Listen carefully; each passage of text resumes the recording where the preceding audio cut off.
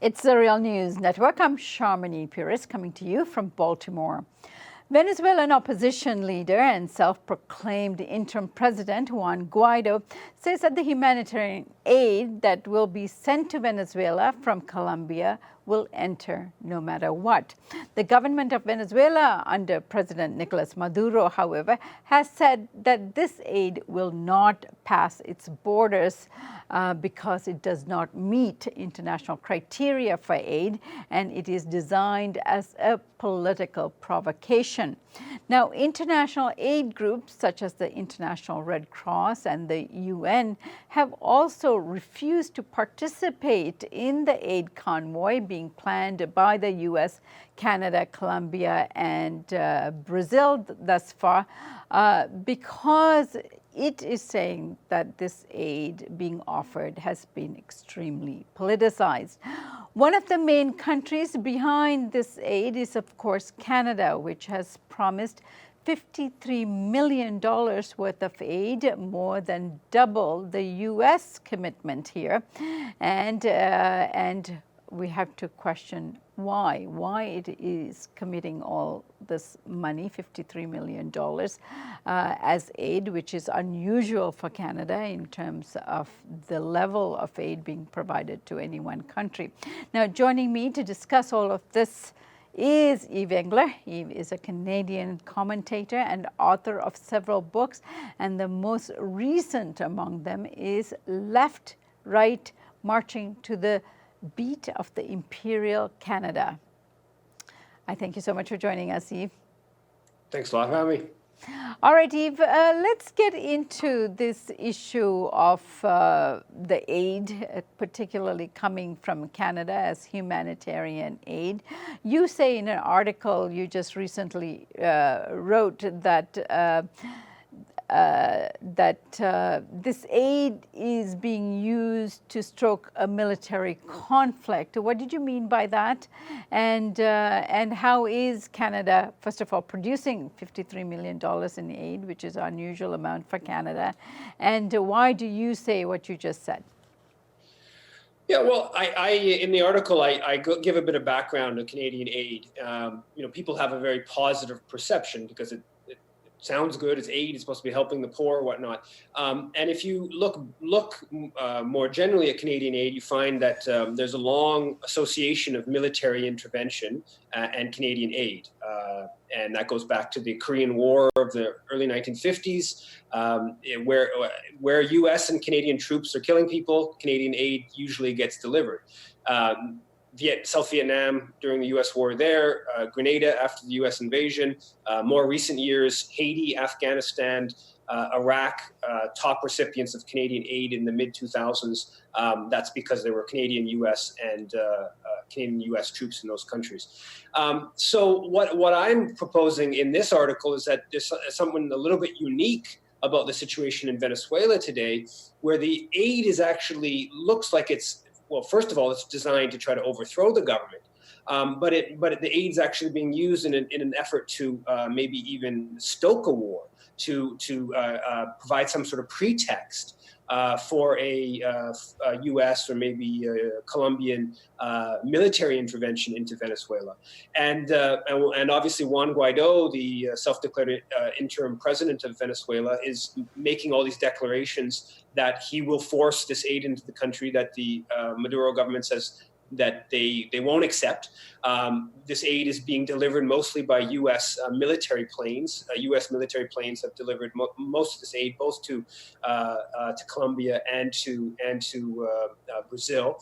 And so this would be, I think, a somewhat unique scenario. I know in U.S. foreign policy history, there are examples of aid very clearly being used to bring in weapons and to stoke military conflict, notably in Nicaragua in the 1980s. And one of the players behind that, Elliot Abrams, is also the appointee on Venezuela for the Trump administration. But this from the standpoint of Canadian foreign policy, and with Canada being so far at the front of this aid endeavor and announcing, like you mentioned, $53 million. more than 2.5 times what the U.S. announced, and we don't know that much about the details of exactly what that aid is or where it's going to. All we really know is that it's being, according to Chrystia Freeland, the foreign minister, almost all of it is going to the border countries, to Colombia and to Brazil.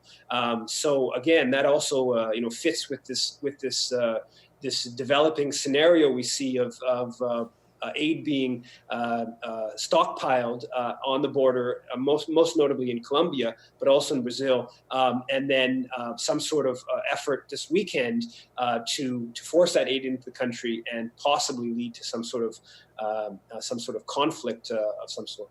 All right, Eve. Now, in an interview on The Real News with Foreign Minister Arriaza, he indicated that Venezuela is currently receiving aid. It is receiving aid from UN agencies, also from Russia, and it is accepting that aid and rejecting this kind of politicized, militarized, potentially conflictual, conflict-driven aid that it is getting from Canada, US, and Colombia. Now, give us a sense of why Canada is providing this kind of aid at the border and trying to push the conflict at the border. Why is it doing that? Yeah, I mean, I think that even if this aid effort doesn't lead to some sort of military conflict, from the standpoint of Washington and Ottawa, it's part of a PR battle. It's part of trying to make the Maduro government look bad. It's to hype up the level of economic problems within Venezuela, to exaggerate the level of number of people not getting enough food. So from that standpoint, it serves that purpose. And one of the things that's going on alongside this aid effort on February 23rd is the night before, Richard Branson, the multi-billionaire British capitalist, is organizing a Live Aid style concert in Cucuta on the border with Colombia, and that's designed. He said he's going to try to raise $100 million to help the humanitarian crisis within Venezuela. That's clearly designed as part of this sort of international PR battle to demonize the Venezuelan government. And so from Canada's perspective, that's obviously what they've been trying to do for a number of years now. And so this aid announcement from a couple of weeks ago of $53 million contributes to that. I also think there's a public relations purpose within Canada. And even some people who are sort of critical of Canada joining this Trump administration-led effort to try to oust Maduro's government, that they're actually supportive of aid. And so notably the Canadian Union of Public Employees, the biggest union in the country, that has actually quite courageously criticized Canada's policy for regime change in Venezuela. They've been under pressure by the corporate media over that position, and in an internal communique to try to justify their policy, they said that they're supportive of Canada's aid objective in Venezuela. So a lot of people who are critical of Canadian policy get sort of seduced by the idea of aid and don't see it as just the aid and the coup policy are sort of one and the same, which is of course what I believe.